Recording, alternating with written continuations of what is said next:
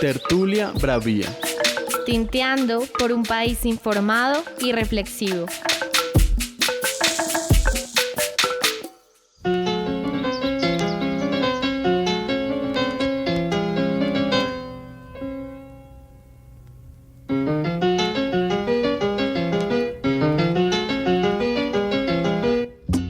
Les y los saludamos desde nuestra Tertulia Bravía, un espacio donde cultivamos la capacidad crítica y propositiva que es propia de nuestra Universidad Nacional de Colombia.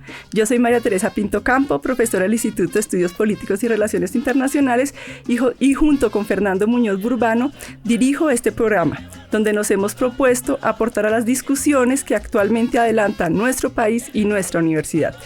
Es un gusto saludarte, Fernando. Hola María Teresa y un saludo a toda nuestra audiencia Bravía que nos acompaña el día de hoy. También un agradecimiento a Julián David Correal Galvis, quien está en la producción del programa, y a Daniel Casalles, que nos ayuda muchísimo con el tema de la producción y la cuestión musical del programa. Como tú notas, María Teresa, en este programa tenemos como misión contribuir con elementos rigurosos y situados a la comprensión de la realidad y a la realización de propuestas sobre asuntos diversos de la nación.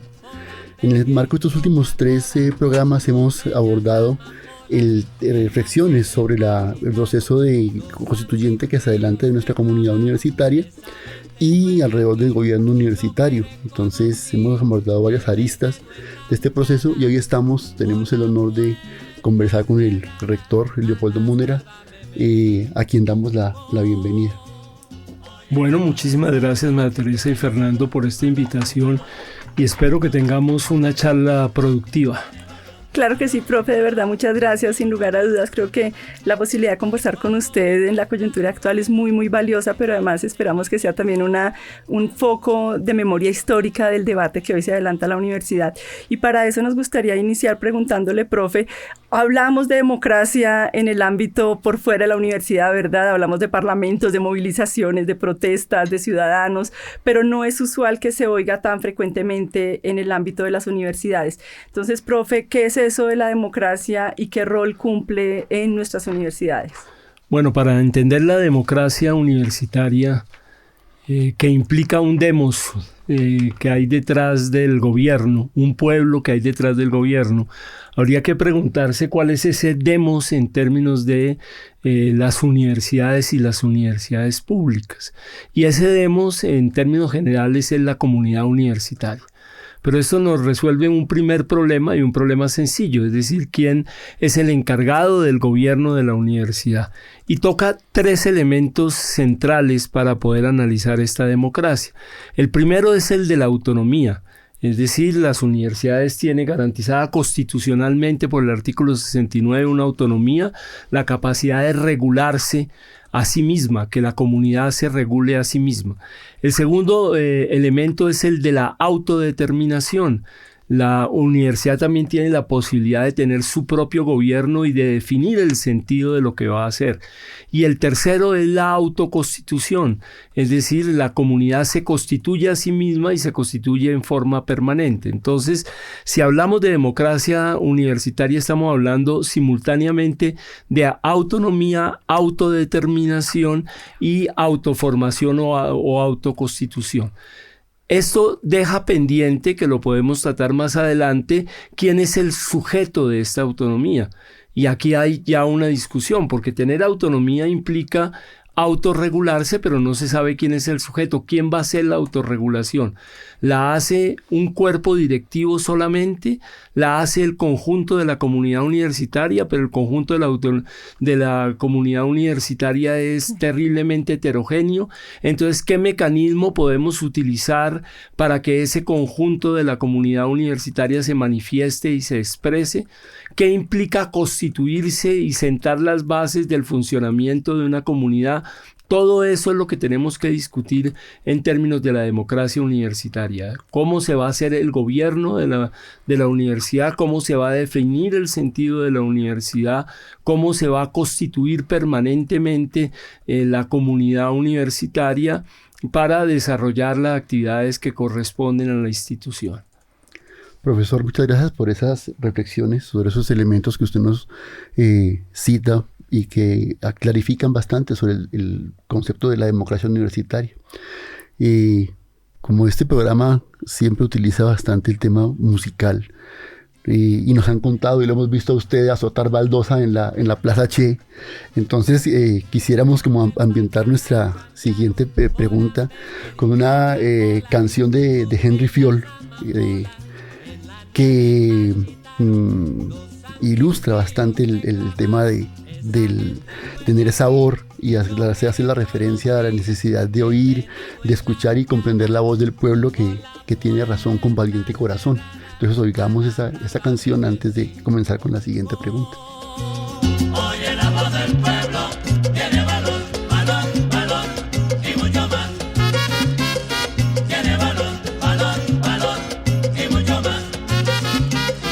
Cuando mi cantar oyeron, se dieron de mi mensaje.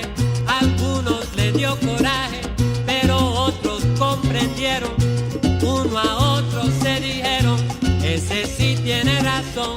Hace falta compasión, falta ser consciente, para defender nuestra gente con valiente corazón. Oye la voz del pueblo, Óyela, oye la voz del pueblo, óyela, oye la voz del pueblo, escúchala, oye la voz del pueblo, apréndela, oye la voz del pueblo, compréndela, oye la voz del pueblo, atiéndela, oye la voz del pueblo. tiene valor. Bueno, pues con este ritmo de fondo nos gustaría preguntarle, profesor, por su propia experiencia con estos ejercicios de democracia universitaria, y cómo llegó usted al tema de la democracia en la universidad, profesor, en las universidades. Bueno, yo estudié el pregrado en el Colegio Mayor de Nuestra Señora del Rosario, no en la Universidad Nacional.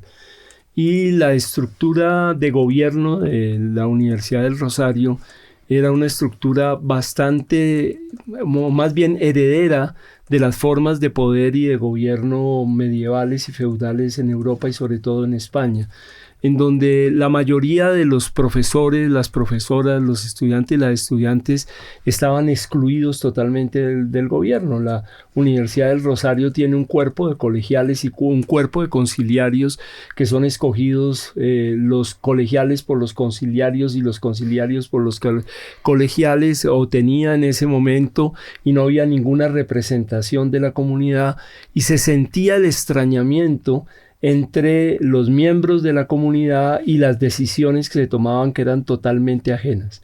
Ya en ese momento se hizo una reflexión en los años 70, como en todas las universidades públicas, también había reflexión en las universidades privadas sobre qué implicaba incluir a los diferentes estamentos de la comunidad universitaria en la adopción de las decisiones colectivamente vinculantes. Y fue un debate interesante, pero al mismo tiempo en la Universidad Nacional y en la universidad pública a la que yo asistía con frecuencia, había un debate mucho más intenso sobre el cogobierno y el autogobierno, si se quiere, y la autonomía universitaria y lo que implicaba la autonomía para una universidad pública. Y yo asistía a esos debates en la Universidad Nacional al mismo tiempo que asistía a los debates en la Universidad del Rosario. Desde ese momento apareció, digamos, para mí, o surgió para mí la preocupación de quién debía gobernar la universidad, quién debía producir el sentido en términos de la universidad, quién debía orientar la universidad y cómo se constituía realmente la comunidad académica y qué relación tenía eso también con la pedagogía que se seguía en las universidades, porque si uno tiene una concepción pedagógica de un profesor que transmite conocimientos, un profesor activo que transmite conocimientos a unos estudiantes pasivos, ya desde la misma concepción pedagógica considera que la democracia está excluida, porque hay un actor y hay alguien que recibe las acciones de ese actor. Si uno, por el contrario, considera pedagógicamente que el conocimiento, como se dice hoy, se co-construye, es decir, que hay una participación de estudiantes, de profesores, de trabajadores y trabajadoras en la construcción del conocimiento, la democracia puede tener una mayor cabida y podemos considerar que no es simplemente el ejercicio de quienes tienen el poder su puesto dentro de la academia, sino que es una construcción colectiva. Entonces ahí empezó, digamos, la reflexión sobre cómo debía ser el gobierno universitario, que luego se amplió cuando yo entré a trabajar a la Universidad Nacional en los comienzos de los años 80, comienzos agitados de los años 80, y estuve aquí en el año 84 y se veía también la distancia que con frecuencia había entre la dirección de la universidad y los estamentos universitarios, como los llamamos en la Universidad Nacional. Profe, muchas gracias. Nosotros hemos venido trabajando en el programa, hemos invitado a estudiantes, a trabajadores administrativos, y todos han reflexionado en mucho el sentido que usted nos dice de quién es la comunidad y este espacio de la democracia, pues qué lugar tiene para garantizar esta misionalidad de la universidad. Y en este sentido, profe, usted ya nos avanzó un poco en las respuestas anteriores, pero nos gustaría que profundizara de manera más explícita en esta relación con la autonomía universitaria, que creo que es uno de los grandes temas que está en debate. Profe, muchas gracias. Sí, una de las preguntas centrales es quién es el sujeto o la sujeta de la autonomía. Es decir, quién puede actuar en nombre de la comunidad y quién debe actuar en nombre de la comunidad. Algunos sostienen que solo deben actuar aquellos que tienen más mérito, y que dentro de los que tienen más mérito, desde luego, figuran los profesores y las profesoras, que son los que realmente tienen mérito. Y entonces plantean que en la dirección de la universidad solo deben desempeñarse profesores y profesoras, y que deben ser los más destacados de esos profesores y profesoras. Otros sostenemos que es muy difícil establecer, primero, quiénes son los más destacados; segundo, que la comunidad universitaria es una comunidad constituida por el mérito. Todos los miembros y los integrantes de la comunidad universitaria participan en la comunidad universitaria por el mérito. Pero en tercer lugar, que hay un pluralismo y una diversidad en la comunidad universitaria, que hay que encontrar el mecanismo para expresar, para manifestar esas voces plurales. Y ese mecanismo, el mecanismo ideal, es un mecanismo democrático, y un mecanismo de una democracia que no sea simplemente formal, sino de una democracia que garantice la participación de todos los estamentos en el gobierno universitario, que garantice que se vea reflejada esa diversidad que es constitutiva de la universidad, y la complejidad que constituye también a la comunidad universitaria, y que para eso tenemos que diseñar una forma institucional que le permita a todo el mundo manifestarse. Por eso en la propuesta de la constituyente se tratan de recoger 3 espacios de participación diferentes, y eso a veces no se entiende porque parece muy formal, pero no lo es.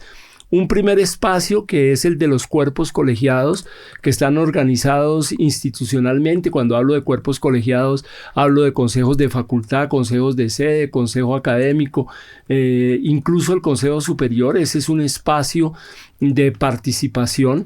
Hay un segundo espacio en la Universidad Nacional, que son los claustros y las colegiaturas, que son formas de participación que de todas maneras están reguladas, formas de participación de los diferentes estamentos. Y hay un tercer espacio que ha sido tradicionalmente desconocido, que son los espacios participativos y organizativos autónomos, como las asambleas, las colectivas y otras formas de organización. Entonces, ¿cómo se puede recoger todo este flujo de propuestas que vienen de los cuerpos colegiados, los claustros y las colegiaturas y los espacios organizativos autónomos, para hacer una propuesta de gobierno y para poder discutir el proyecto de universidad?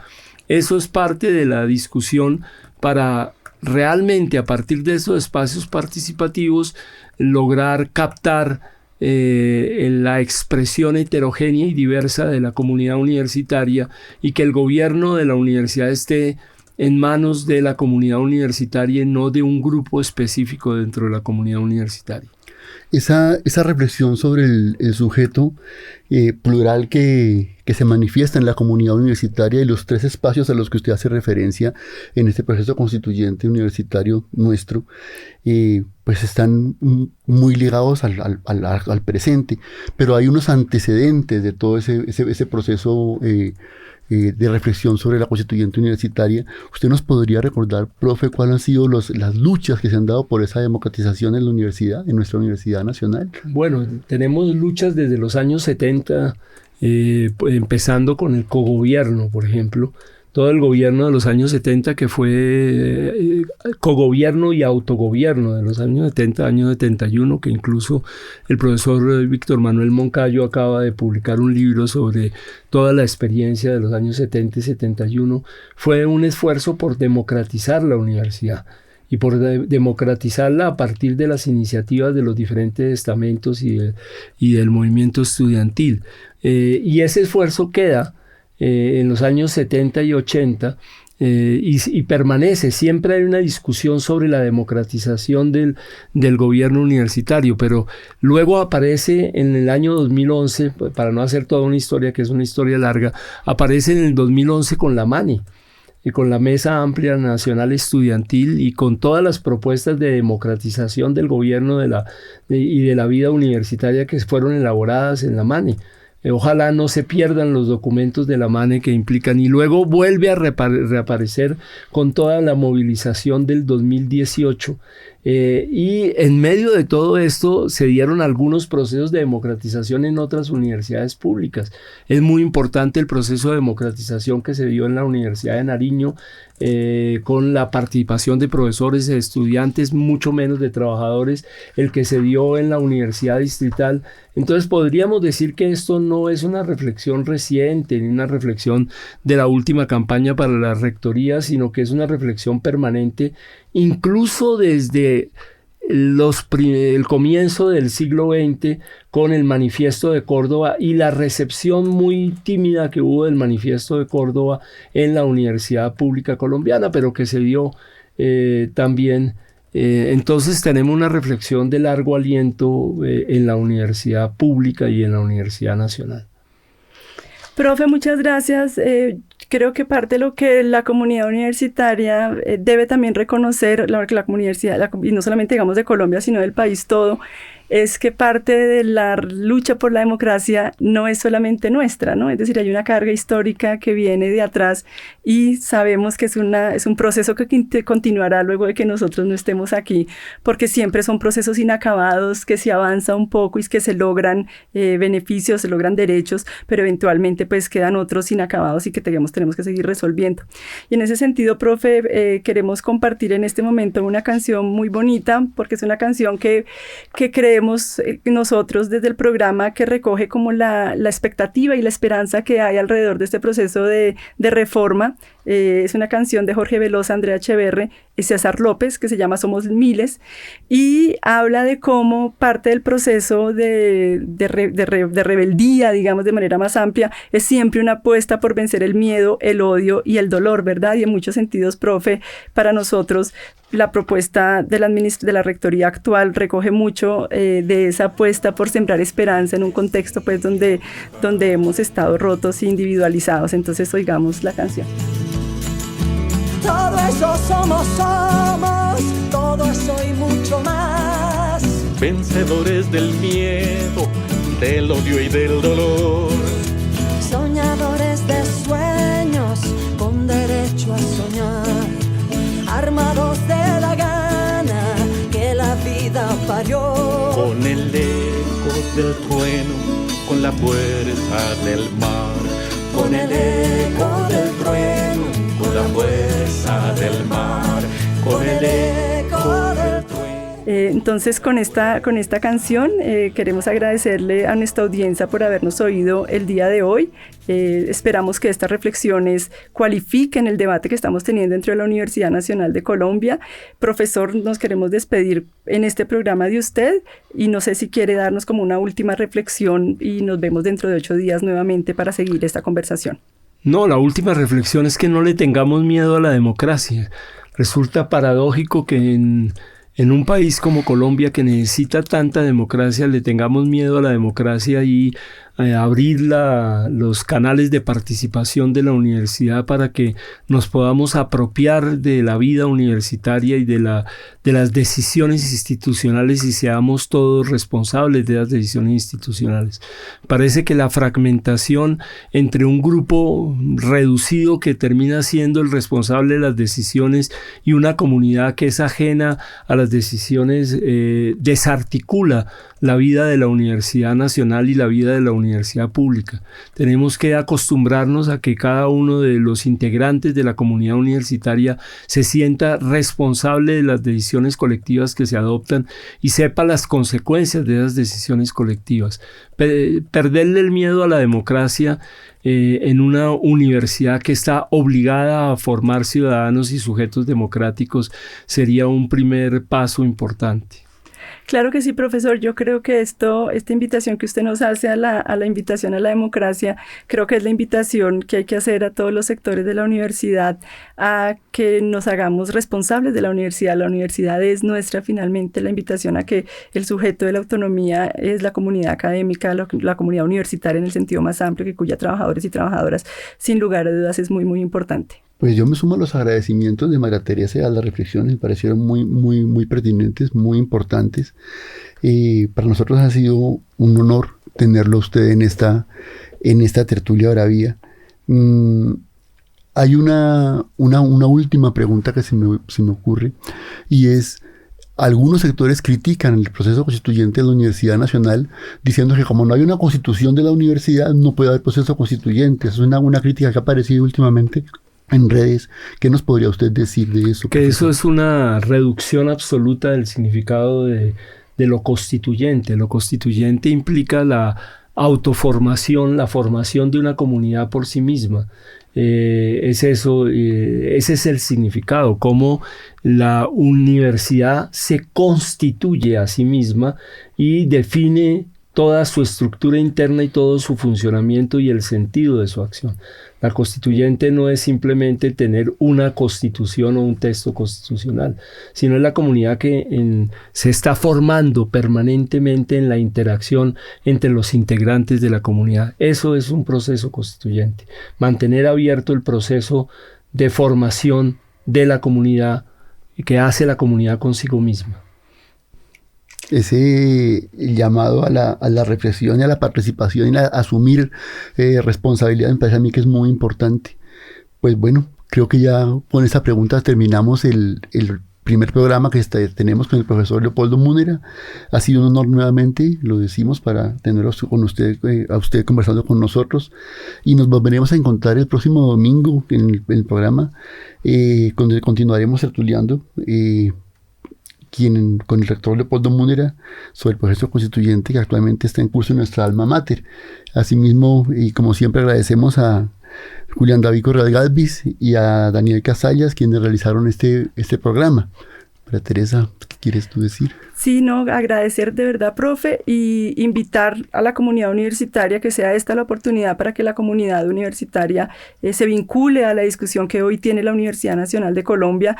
Creo que es una oportunidad que puede que la rectoría lidere en algunos niveles y sentidos, pero profesor, usted lo ha dicho muy bien, hay otros espacios de autonomía propia y estos espacios deben ser la oportunidad para que nosotros como comunidad universitaria nos encontremos más allá de las instituciones, porque creo que ese es el sentido y el propósito de no solamente cambiar el gobierno universitario, sino también cambiar nuestra universidad, la cultura, la vida universitaria, y creo que esa es la oportunidad que nos invita la constituyente hoy, la oportunidad que nos ofrece. Y en ese sentido me recojo las palabras de Fernando, agradecerle, profe, a Julián, a Daniel Casallas. Hoy tenemos un equipo un poco más amplio que nos acompañan en la grabación de este programa, y los invitamos a que continúen en sintonía de nuestra radio UNAL, la radio de todas, todos y todes. La fuerza del mar.